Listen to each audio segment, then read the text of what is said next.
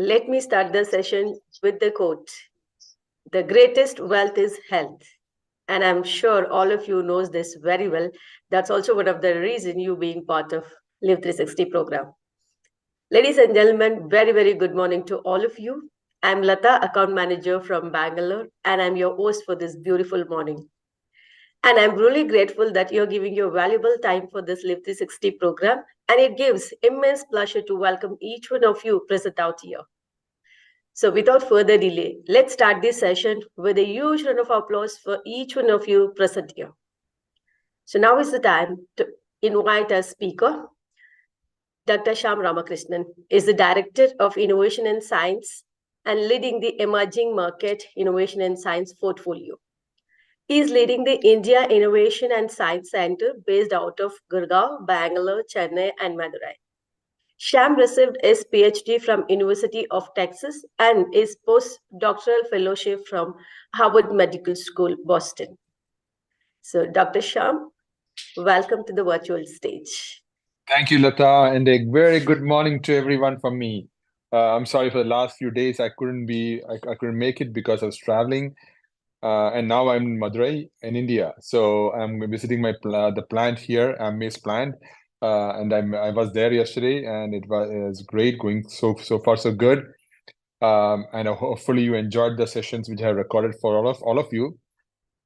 But today is a special day because unfortunately yesterday I missed a session. Yesterday was an extremely important day because that was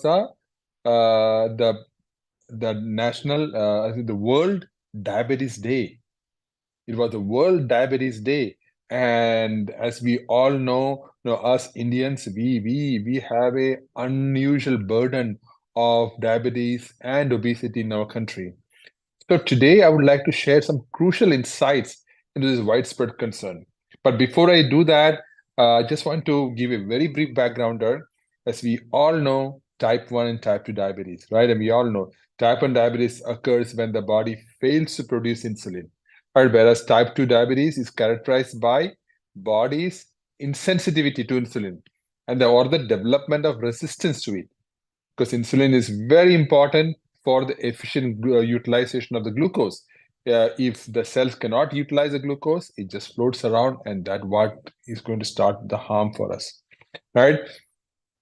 But along with that is a condition of pre-diabetes. Many people are pre-diabetes. In fact, I would say an approximate guess, probably 30 to 40% of us could be pre-diabetic, right? So where the blood glucose levels are elevated, but not yet diabetic. But what is the concern about pre-diabetes? Pre-diabetes, what they have shown, within 10 years of continuously being in pre-diabetes, someone can convert to become a full-blown diabetic, sometimes early, sometimes later. But approximately 10 years it takes from pre-diabetes to diabetes. So what does it mean? It means that we have a lot of control before the diabetes kicks in. We can have our parents being diabetic. My in-laws are diabetic, but my wife, she's not diabetic because she has been practicing very healthy eating habit, and she's doing very well because of exercise and habits, right? So again, so it's not a must. Genetics is like a gun. It doesn't shoot out the bullets until we practice our negative habits like bad living, bad diet, no exercise, etc. Right? And as you know, diabetes can lead to severe complications, including cardiovascular diseases, vision loss, neuropathy. Hence, understanding and managing this condition is very vital. But today, there are 3 studies I want to highlight to you. 3 studies which came just last 2 months. Right? So for me, it was very important for me to communicate these studies. First study was done at Harvard School of Public Health, not the Harvard Medical School where I went to do my postdoc, but this is a building next to my old school called Harvard School of Public Health, very well known for conducting some amazing studies. So what they showed was the high consumption of red meat, and red meat comes from all kinds of big animals, right? So high consumption of red meat, both processed or unprocessed, is linked to 62% increase in developing type 2 diabetes. 62%. Right? So conversely, what they also found, that if you replace one daily serving of red meat with nuts or legume. Legume means could be peas or it could be soy protein, soybeans, anything. It can reduce the risk by 30%. Right? That is how switching the diet around can make a significant impact. Second study from University of Tulane University, right? And it was published in Mayo Clinic Proceedings, very good journal. So they examined the impact of salt intake on diabetes. For me, this comes as a big shocker to me, right? So because I never imagined the salt is being involved linked to diabetes. What they found, first of all they did 4 lakh adults. They surveyed 4 lakh adults, and they found that frequent addition of salt to foods correlate with an increased risk of developing type 2 diabetes. So, for example, those who often added salt faced up to a 39%, almost 40% high risk compared to those who rarely or never did salt addition. Right? So this association between high salt intake and diabetes is not just with blood pressure, which I already knew, but this was a very crucial finding to see this link between the high salt intake and type 2 diabetes. Finally, last study, the study was called STAR survey. It's a long name, it's an acronym for a long name. So called STAR survey. This was published in the Indian Journal of Clinical Practice, and a lot of doctors participated in this particular survey and study, particularly in the study. And one thing they found, it was published in August 2023. What they found was that high participants who consumed a specific high fiber supplement, okay, high fiber supplement reported better blood glucose control, weight loss, and increased satiety compared to those who didn't. Right? So there was a significant difference again shown in India just last 2 months ago. Right? So it just emphasizes how diet is the king. Diet is a thing which controls our health. And we manage the diet, majority of our diseases, conditions can be controlled. Right? So these findings simply emphasize the importance of diet in managing and preventing diabetes in particular. So let's use this knowledge to make informed choices of our health and being. So that is all from my side today. But before I leave, I want to bring Dr. Vidya Sridhar here. Dr. Vidya is the head of product development for foods for AMME, for the Emerging Hub. And she is an astounding scientist with a great background, PhD from US. And she's going to inform us on reading the labels. So this is something of a great insight for some of us, if not most of us. So I'm excited to hear Dr. Vidya talk to us about it. Dr. Vidya, the stage is yours. Thank you, Dr. Shyam. Thank you for the wonderful introduction.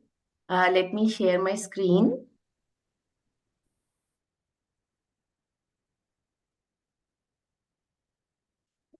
Yes, can you see the screen, Lata? Yes. Okay, great. Hi, everyone. So today I'm going to be talking about reading the nutrition label. How many of you out there have actually, taken effort to look at the backside of a packaged food product to see what is written behind the label? I'm sure many of you health conscious audience out there would have definitely looked at the back of a label, right? So here I am to talk to you about what that label talks about. What is it that it has as information that's value added for you, so that you can make the right choices when you buy the food that you want to buy. So there are many aspects in the label, and how to read a label is like an art, and it is something that requires a lot of understanding from a detailed perspective, like what are the different sections of the label, and what do they say, how are they going to confuse you, is it a confusing aspect, or is it pretty straightforward? So these are the things that I will be covering in today's talk. So this picture actually reminds me of what the label actually gives you. What does it give you? It gives you the promise to instead of saying, I promise to pay the bearer like in this rupee note, it says, I promise to ensure that whatever is present in that product that you're going to buy, that is true. That is what the label is for. So that the consumer is not misled. The consumer basically understands what is in the label. All right. So that is that promise that manufacturers of any food product give to the consumers when they buy the product. So that's the promise that we try to give by using the label as a medium. Now, let's see what are the 5 W's that you want to look for in a label. All right. So what are they? Which name or brand, right? The first thing that comes to you in the label is a brand, the Nutrilite brand, for example. So that's the brand. And then you have the product name, which is the daily, the tablet daily. So as you can see on the left side, we have a label that says Nutrilite, and then it says daily.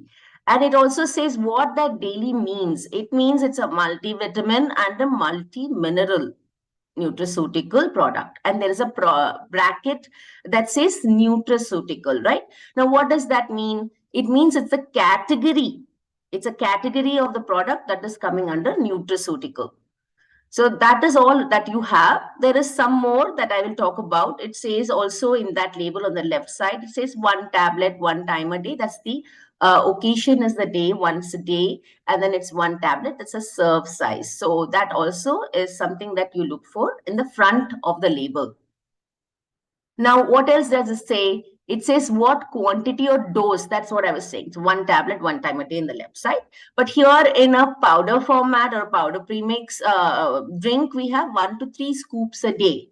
So that tells you how much of this particular all plant protein powder that I need to take. It also gives you why to take it towards your right side. So that is an example.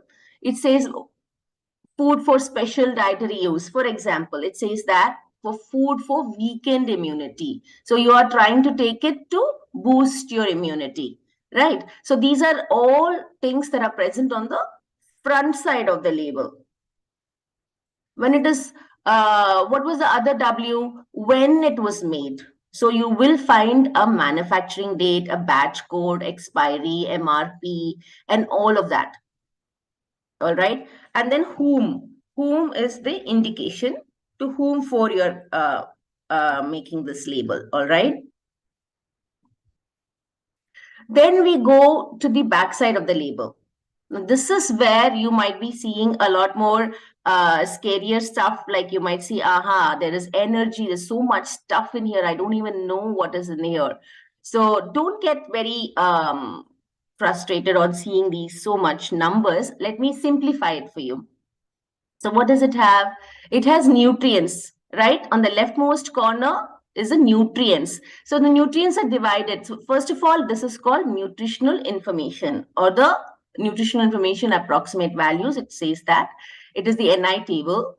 And the leftmost corner is energy, carbohydrate, total sugar, added sugar, protein, and fat. These are all the macronutrients, all right? Then you have the micronutrients, which is vitamin A, C, D, all the micronutrients. So they're always listed like that. Then you come to the second column and it tells you how much of these nutrients are present in your serve. So as you mentioned in one of the front labels, it says so many scoops is 1 serve, right? So here it says 2 scoops, 25 grams is 1 serve. So this is how much it is present in 1 serve. So you have so much of all of these nutrients. Now, after this is based on the formula or the product that is made. It is consisting of those ingredients that it has, and that is how it makes up this macro and micronutrients. All right. Now, when you come to the rightmost column, it talks about percent RDA, which is recommended daily allowance.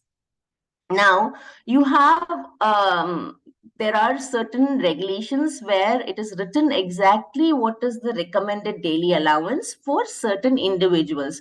The recommended daily allowance is different for children, different for adults, and within children and within adults, based on the age group, based on the weight, based on the sex. So you have like male, female, adult, pregnant women, you have many different categories of adults, many different categories of children also, like based on the age group. That RDA is defined, and this is usually published by ICMR.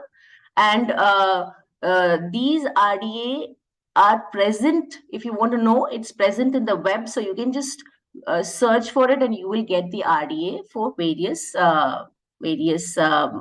type of target groups. So here we usually take, and it is written here, it is based on ICMR 2010 guidelines. Nowadays it is 2020 is also available. So you just Google it and you will get it. Now it will say, just to give an example, this is 20% RDA. And we have got, let's say, we'll take another one. Let's say a 20% RDA of protein, which is 4.15 grams. So what does it say? 100% RDA would be 4 times of this. So 4 4 is 16%. Or 16 grams of protein will give you 100% RDA, approximately 5 times. I mean, 4 5 is 20. So 20 grams of protein would have given you 100% RDA of protein. But here we have only given 4 grams of protein. Therefore, it is only 20% RDA. And similarly, another example, let me take vitamin C here. So in vitamin C, it says 20 milligrams is equivalent to 50% RDA. So if I was going to take 40 milligrams of vitamin C per day and per serve, then per day, actually, it's a daily allowance. That means I'm taking 100% of RDA for vitamin C. So that is how this is understood. I hope you understood this nutrition label. And here in iron, you have 13 milligram. According to 2010 guidelines, it is 100% RDA. All right. So we'll move on. What is the other big section that is also important for us to look at in the backside of the label is ingredients. Now, if you look at ingredients, this is where you will know what is really being added in the food that you eat. So, and it is also present in a chronological order. So when you say sucrose, sugar, whey protein, non-dairy cream, so sugar is the first ingredient here. And then you have all the other ingredients. Now, you also notice in this ingredient list, they also have percentages. Some of the percentages are declared, and there is sub brackets, right? So the sub brackets are the sub ingredients of a particular mineral premix. For example, 4.67%, and that is a sub bracket. It has all these minerals. They're all present as salts, potassium phosphate, tribasic calcium phosphate, and all of that. And then you also have these INS numbers. INS numbers are actually like a international numbering system. It's called INS. And then each of these numbers have a certain category. For example, bulking agent category 014, it's more like a gum category. It bulks. It gives you some thickness to your mouth feel. Certainly every like natural color, for example, it starts with a 100 series and therefore it's 162. So you have various different categories, and you can find this in the web as well. What are these numbers? So if you want to know what is 551, you can just Google it and you will find what it is. And that is how FSSAI, regulatory body, has asked us to label these additives. And it is the same for not only India, for many other countries as well. That's why it's called International Numbering System. All right, so it'll always go in the chronological order, which means that natural color is added at a very low level in this particular product. Now, there are certain claims that you can look for in the label. For example, health claim. If you take a biotin, this is the health claim for a biotin-based tablet. So it says biotin, cysteine, collagen, grapeseed extract. Research suggests that it can improve the brittle nails, right? So that's a health claim. You're talking about improving health. Then there are also product claims, such as you can say it contains, this DHA and it is a salmon omega soft gel.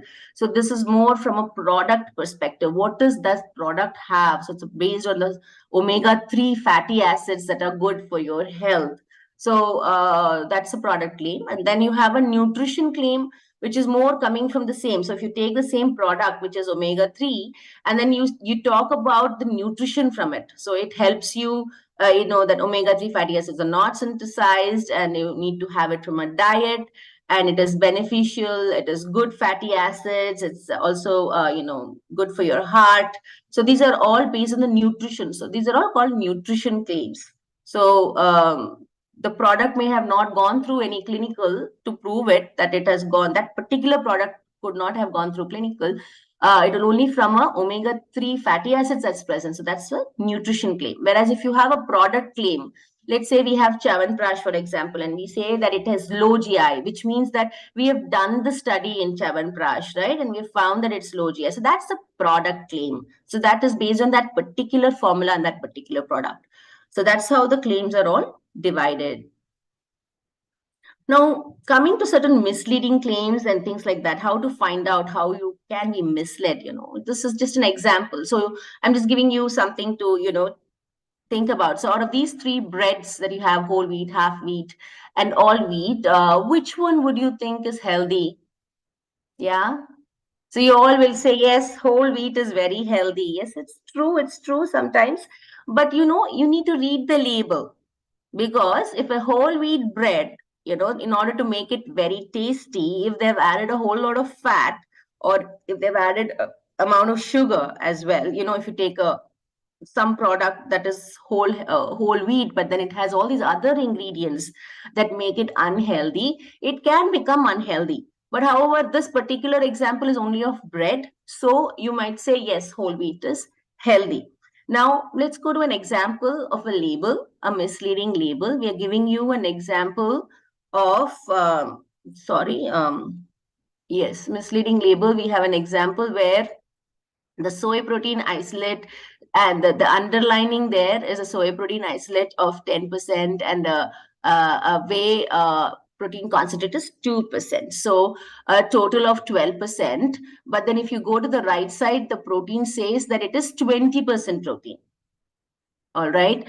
So you need to understand the way how to read this label. So ingredient, it says it's only 10 and 2, 12. So it's a misleading label, right?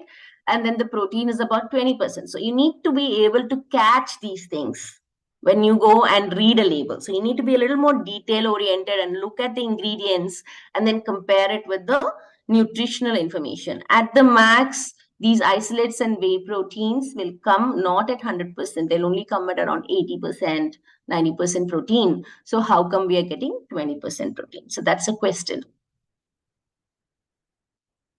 Now, another confusing label that we have is, of course, calcium. Let's say a particular active is being present in the product. So when you write calcium from a source, such as calcium carbonate, then it is okay to say that, okay, this calcium is coming from calcium carbonate. But if they just write calcium without writing where the source is from, that is not okay. So we need to be a little more careful when we read the label which have these nutraceutical or actives, because sometimes people do, write it with without the right, not in the right way, and you'll be always wondering, what is the calcium source? Where am I getting? Is it carbonate? Is it some other salt? So elemental source of the ingredient has to be also given with its salt content. So I'm trying to again reiterate to you that reading the nutrition label and the nutrition information is very important for you to understand and choose the right type of food, especially in the weight management program, when you are looking at high protein, high fiber, and contains the vitamins and minerals and the actives that you're looking at. You want to make sure that you pick products that are not mislabeled, that are having the right amount of protein, the right source of fiber, and all of that. Now, trying to choose with 20% or 25% more of RDA. That would be our recommendation, at least, because you get to eat so many other different foods in a day. So one day, at least, if you can take a product with 20% RDA, 25% RDA, that would be good for you. Now, you also have to avoid foods with high saturated fats and trans fats, high sugar, high in sodium, high in empty calories, all of things that are not good for you. You need to really work on trying to avoiding these, especially refined and processed foods, because these are not good for your glycemic, glucose, glycemic index and all of that. So anything that has good claims such as low GI and things like that, definitely go for it. But if it is high in fat and high in sugars and easy sugars, simple sugars, monosaccharides, no, you should avoid those. What are the benefits of a nutrition label? So clarifying the concept. So basically, I hope you understood by now what are the benefits of nutrition label. For example, you need to eat healthy. So you need to monitor what you eat, whether it is what type of fat, sugar, sodium, protein, fiber, etc. You also need to assist the consumer to evaluate the product's overall value, right? So these are all the benefits of a nutrition label. Basically, a label is like a photocopy of what is present inside the product. It helps you to evaluate whether that product is good for you or bad for you. And it affects the purchasing behavior of people. All right. So now that you know how to read the label, I'm sure you would be able to go to the market and pick the right type of food that you want to buy, whether it is low in fat, low in sugar, or what are the actors, what is the type of supplements that you want to buy, what is the type of products that can help your health. So this is the main benefit of reading the nutrition label. Now, I hope you have understood how and what the nutrition label is all about. So I would recommend that you pick up any food in the market. Please look at the front label. That is the most important. And the back label. Now, let me just reiterate again the gist of this presentation, since I have a little more time. 1 minute. So the main things you need to look for in the front of the label: which brand, what is the product, how much quantity should I take it? That tells you the serving size, right? Which name and brand, what is the product, what is the serving size, what is the quantity I need to take, why should I take it? So that talks about the benefits. It's all present in the front label. When is it made? Make sure that it is not expired. All right. So the batch number and all of that. And then whom is it for? The target group. Is it for kids? Is it for adults? All right. And in general population, is it avoid and all of that. There's one more aspect that I forgot to tell you here, and that is allergens. So that is a very key important aspect. It is usually present in the back label near the ingredients section. You will see a particular declaration that says this is allergen. It's an allergen. It contains soy or milk or many other things that it contains. That is where, if you are allergic to gluten or the soy or milk or nuts, it will say that. So make sure you read that label to ensure that if you're allergic, you make sure you read whether this product has any allergens. That's more from a safety point of view that you need to do. Another thing that is not given in this presentation is the usage, how to use this particular product. So that will also be present in the label, where they'll show you must have seen it in so many of your of our Amway products, is use the scoop, put it into 300 ml of milk and mix it, and then drink it. So there'll be some usage instructions on how to use the product. So these are all other things that I might have not covered that I wanted to ensure I cover in the presentation for you today. So the activity of the day is pick up any food and remember to read the label and try to interpret it. All right. I think I've kind of finished my presentation here. Let me just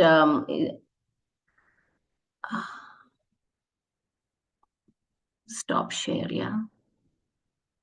Thank you, Dr. Vidya, for sharing the wonderful information about, how it is important to read the labels and, how we have to choose the right products and what are the things that, we must look into in when it comes to picking up the products, even, if it is a, front label or a back label. So thank you so much for value adding, and I'm sure I've learned, today a lot things, from this session, and I'm sure all of participants also now be very cautious about not only, choosing the products which are related to health, even products that we, pick up day to day in our life for consuming for ourselves and for family members, and how they play very important role. We understood, and along with that, also how we misleaded, or maybe labels which we very confusing. They have a certain claims, but they don't have a source, from which source these claims have been made. And these are the things, even the percentage what they claim and the percentage that they are mentioned, are they matching? It's very important to see. Many a time, even I do those kind of things, and today I got to know, okay, we have to exactly take some time, spend, and then see the label, because we do sometimes brush shopping, or sometimes we just see the front label what is highlighted, and then we pick up and we come back, and then how it's important. Thank you so much, Vidya, for helping all of us today with that special insights. So definitely we all will follow going forward, while picking up the products. And especially, yes, you also mentioned, while we are in the healthy living journey, how very important these days for us to see the label and choose the products which has a right claims, and which has a very good nutrition values it, and good for our health as well. Thank you so much. One little aspect is that when you read and mislabel, there was one other example I wanted to show, I wanted to talk about, is about juice. For example, it says 100% juice in many of these packaged juice products. But then when you really read the label, you'll understand that the actual juice content would be only about 25% or 30%. Because just imagine, if you make 100% juice and package it, will it taste so good? Will it have the flavor and the color? At least some percentage of that formula or that product should have the flavor and the color and many of these additives, right? But if they say 100% juice, what they mean is that the 25% juice that they're adding is 100%. They're just trying to confuse us and to say that way. So it's be always important to see the backside of the label to see how much sugar that juice contents are. Is it really 100% juice with just flavor and color, or does it have sugar? How much sugar? So you should look at the nutrition information as well, apart from the ingredient list. Just yeah, I do very well relate to this thing that for topic that you highlighted. I think past recent I made this mistake. I saw the front the packaging highlighting that's 100% natural juice, and I just picked up thinking that, okay, this is better version of what are the juices which are available, and I consumed it. And then before I throw the package and I turn back and I see the lot of sugar content in it, then I said, oh, okay, I would have read it before I purchase it. I got to realize that, and then yes, there's a valid point that you highlighted as well.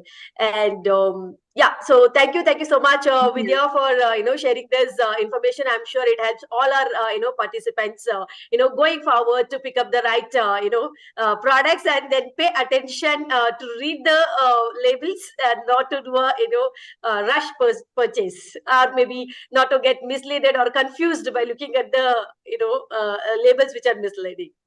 Thank you. But also, would I like before we move ahead, Dr. Sham, what he shared, the points, very, very valid points. And in the past recent research, that what it said was, the product, or maybe the food that we consume, how also impacts our health aspects. That's about eating red meat. So eating daily basis red meat, how it is associated with increasing the risk of type 2 diabetes, and I think for me, this was one of the eye opener about salt, right? Who adds or maybe eat salt everyday basis, how that is also associated in increasing the type 2 diabetic risk. So I'm sure I'm going to take care of that part, and I'm sure you all also will be, taking care of that part as well.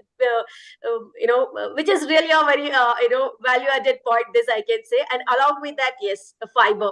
How adding a fiber in our day to day, meal that we consume adds a lot of value to our health aspects, which we all know. We keep in learning in this, journey. But again, we, today got to know from Dr. Sham that how it helps in reducing the risk of this type 2 diabetic if we consume high fiber food.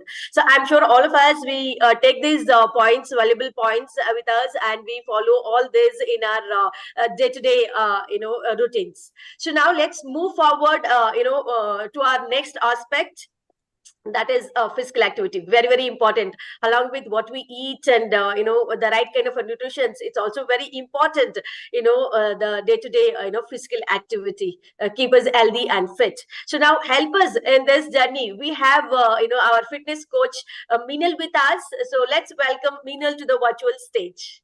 Meenal, welcome, and over to you. Thank you, Lata. Hello everyone, good morning, a very warm welcome to today's session. So let's get started.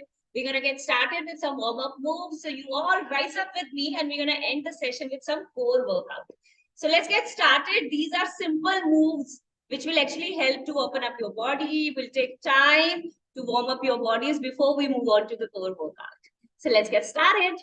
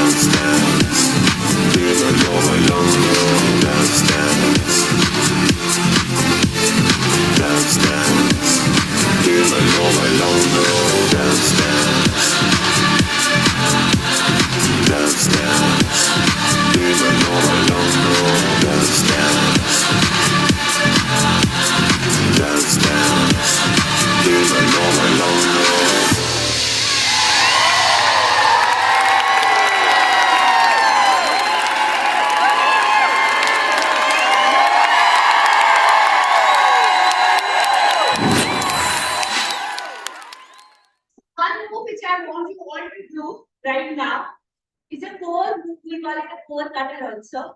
We're gonna open our legs nice and wide. Squeeze your core, both the sides. We're gonna twist and tap. Your hands will be open like a fan. Okay? You're gonna twist and tap. Twist and tap. So places you will be feeling the burn. Core. In fact, in the legs as well. When you shift your weight side to side, you'll also feel that in your legs. You're going to tuck the core in, lengthen through the spine, and not bend the knees. Okay? Let's do 10-10 both the sides. The idea is to stay in a core controlled range. Anyone who has a cervical spine issue, or anyone who feels that they get a jerk around their spine while doing this, will only do a side version, which we just did. In this version, you will not be engaging your cervical spine here. You will keep your both the hands with the fingers dovetailed at the back of your neck. You're going to support it here. Okay? You're going to squeeze and move to both the sides, like side and side. Side and side. Where are you feeling the pressure? Oh my God, the obliques are gone. Core is gone. Like that. Everyone else who has okay spine and doesn't feel pain around the neck or a cervical region, go open up your hands. You're gonna flap to the sides. Something like 1 and 1. Both the sides. 2. 2. In both the cases, keep your eyes open. Do not close your eyes. Keep your eyes nicely open. And anyone who feels dizzy with this head movement side to side, stay only in the range which feels comfortable. Means you will not push yourself too much into the side movement and too much sway if it makes you feel dizzy. Okay, 10 more. Breathe out, core tight. Keep that engagement going when we're shifting side to side. So the shift shouldn't come with the momentum. It should come with the engagement. Okay, so make sure that your navel is always tucked in when you're shifting. So this shift has to come from the engagement. Leg, pull, and switch.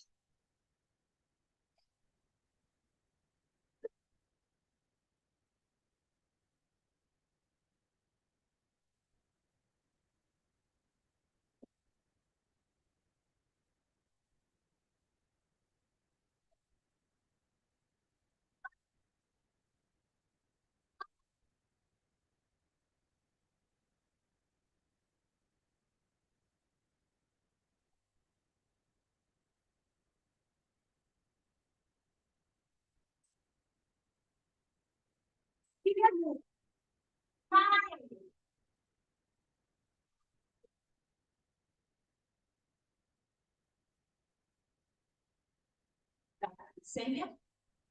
On the mat.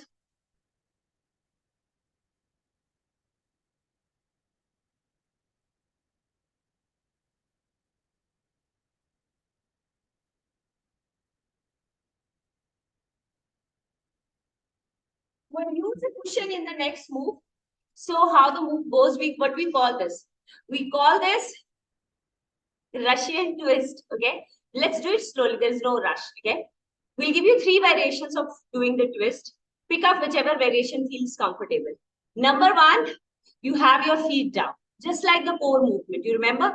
In the core movement, I told you we can have 3 variations. One is in which you are holding the core, sitting up, but your feet are down, like your heels are digging in the mat and you hold it like this. This is the first core hold. So we're going to twist in this core hold. Try with me, but your knees will not fall in. And you will not switch out also. Yeah, so you have your heels digged in the mat, your heel, your knees, your hips out in a V, squeeze to the side as you go, switch here, then squeeze to the side as you switch, side, side, side, side, like that. Both the sides twisting and squeezing. Okay, so it's almost like, you know, you have two threads tied on both the sides and you been pulling both the sides, both the sides, both the sides, both the sides, like that. Okay. Second variation, you lift your heels off. Yeah, your legs are off the mat and then you squeezing. Okay, so it's all on your core. All on your core, lifted, and then you do 1, 1, 2, 2, 3, 3, 4, 4, 5, 5, 6, 6, 7, 7, 8, 8, 9, 9, 10, 10, 11, 11, 12, 12, 13, 14, 15, 16, 17, 18, 19, 20. Yes? This is the second variation in which you have your feet off the mat, all the core and muscles are engaged. The third variation, we're going to use a prop. Okay? So, let's start with something very simple. Cushion. Our first love, okay? We're going to hold the cushion and we're going to switch the cushion side to side as we move. Okay? Again, a simple move. but make sure that it is not putting pressure on your spine. So for that, pick whichever feels most comfortable. I have seen a lot of people find lifting up their feet more comfortable than the knees down. Try it. So don't do it thinking, oh, I will not be able to manage. For a lot many people, keeping the heels on the mat and then twisting, just the twisting movement. I'm not talking about the holds. Holds obviously with the feet down will be better because you have a lot of support. But the twisting movement is better when you lift your feet off the mat. Okay, let's do this one set with your cushion. You can also add weight. We'll do another set with the weight. And I want to show you weight. Just pick anything. Just pick up water bottle. Pick up your water bottle with some water, like 1 liter bottle, and then do it.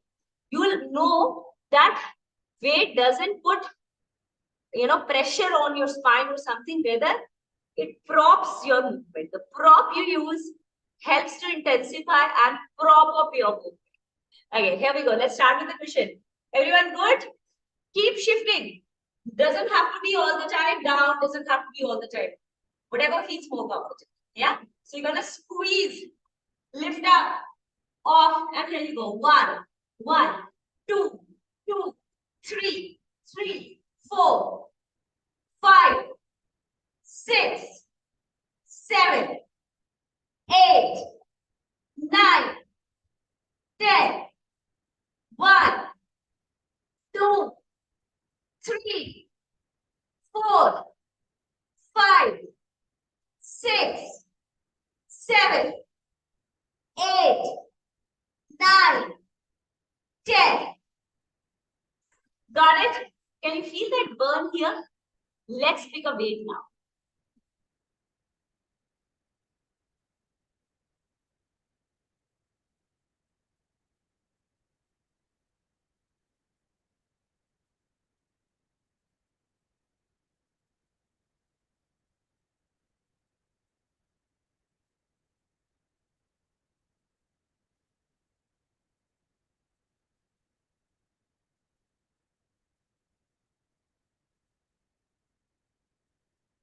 It's not much. It's just a 5 kg weight plate.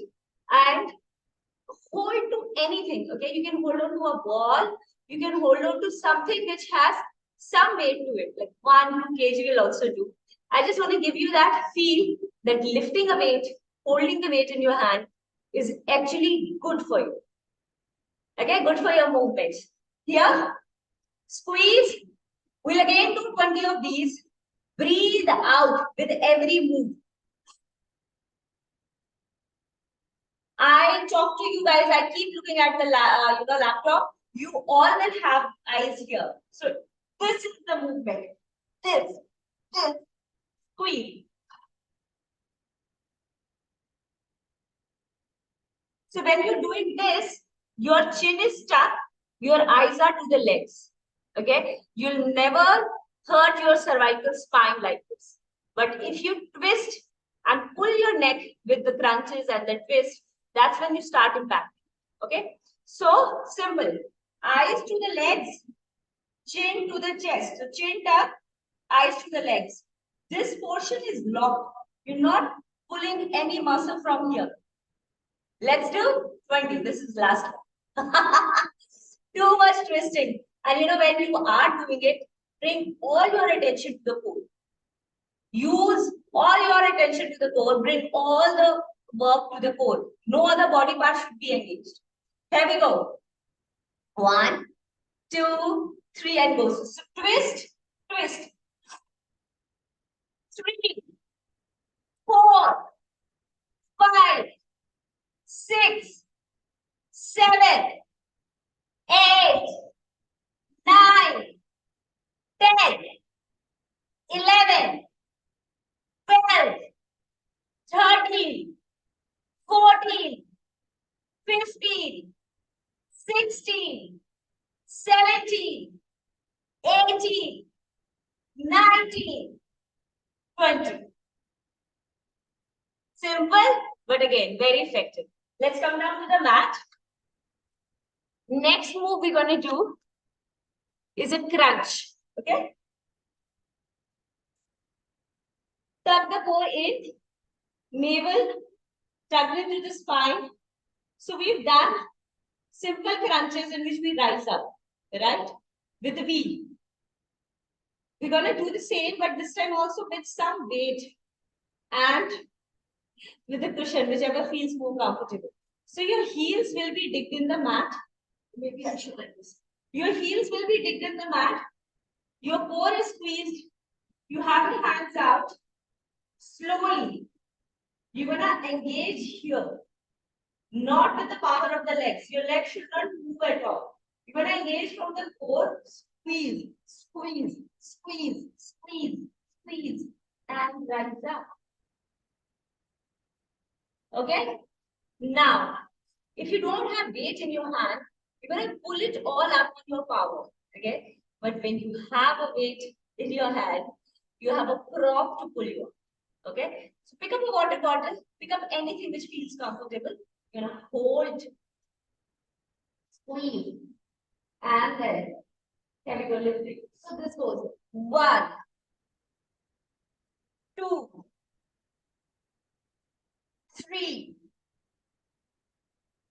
4, 5,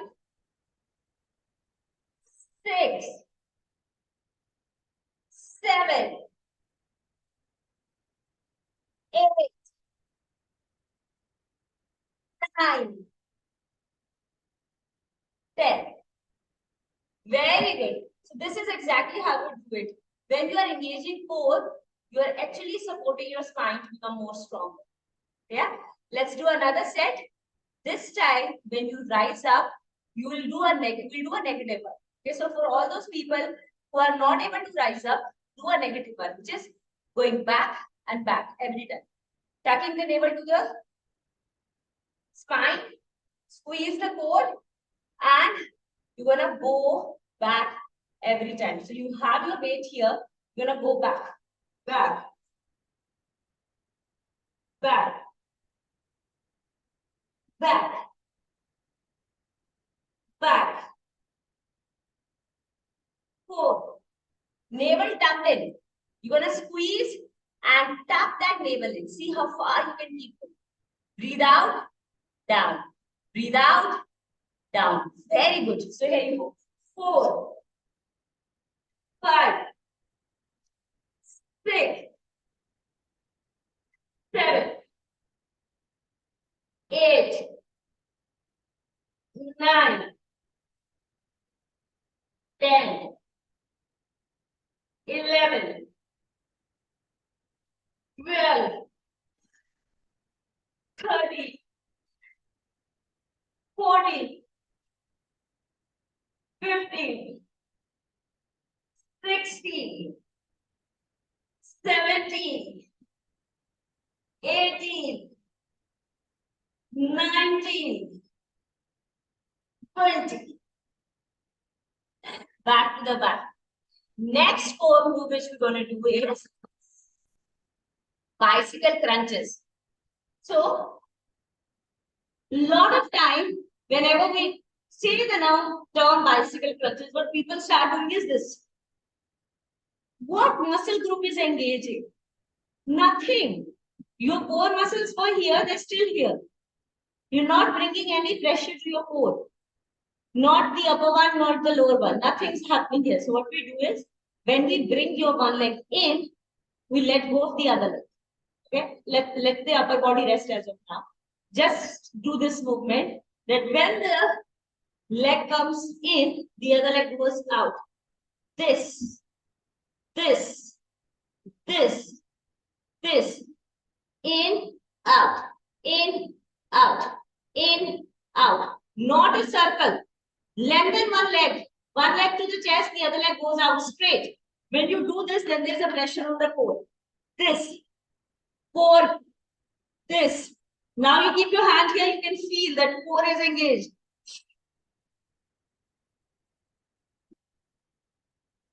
Exactly this. So keep tucking your navel in and keep moving one leg out.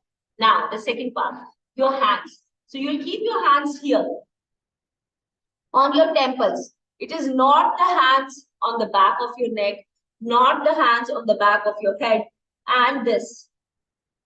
This is too much of pressure for your cervical spine to handle. There is no roll of neck here. So what you'll actually do is, you're going to just keep your hands here on the temples. And then squeeze, squeeze, squeeze. Again, the squeeze is from the core. So no roll of the neck. Not this. Simple. Squeeze, squeeze, squeeze. Good? Let's go. Nice. Deep inhale. Lengthen that spine. Make sure that your legs are doing a lot of roll here. Okay? Your core is also engaged all the time. And lengthen one leg. If one leg is closer to the chest, the other leg has to be up. Okay? So if this is here, the other leg has to be up. This. Okay? So 1, 2, 2, 3, 3, 4, 4, 5, 5. But do you see how much of a neck movement I am making? None. There is no neck movement here. It's only the core which is squeezed, and it's only the movement which is happening from the core. Okay, so bring all your muscle attention and the mind attention together. Let's do 20 of these. 1, 1, 2, 2, 3, 3, 4, 4, 5, 5, 6, 6, 7, 7, 8, 8, 9, 9, 10, 10. This way, when your chin is stuck and your head is not moving side to side, chin to chest, eyes to the legs, your spine is absolutely safe. Okay, relax up. Navel nicely tucked in, stretch it out.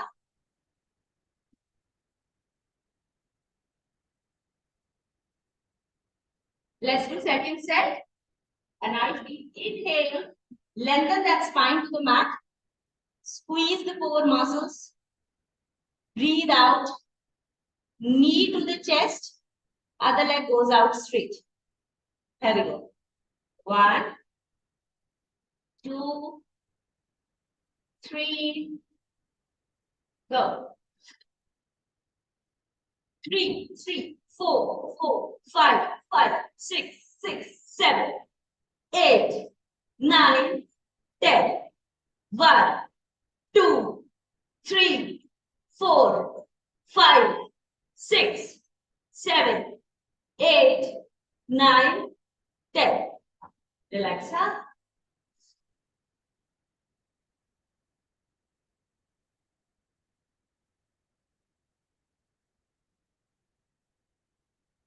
I just shared the music.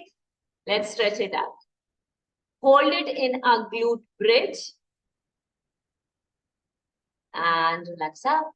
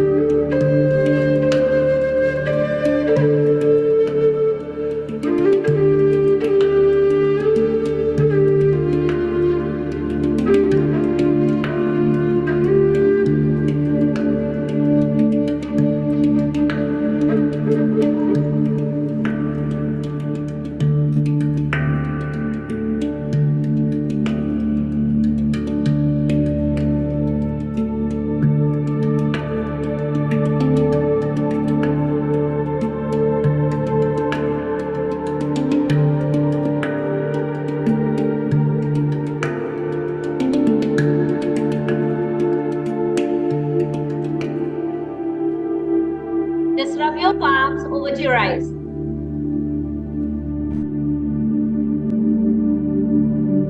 Thank you so much everyone for joining in. I'll see you soon. Take care. Have a great day. Thank you, Meenal, for the energetic workout session. And I'm sure all our participants enjoyed working out with you, with your guidance. So now see you all in the evening, in meditation session. Till then, take care.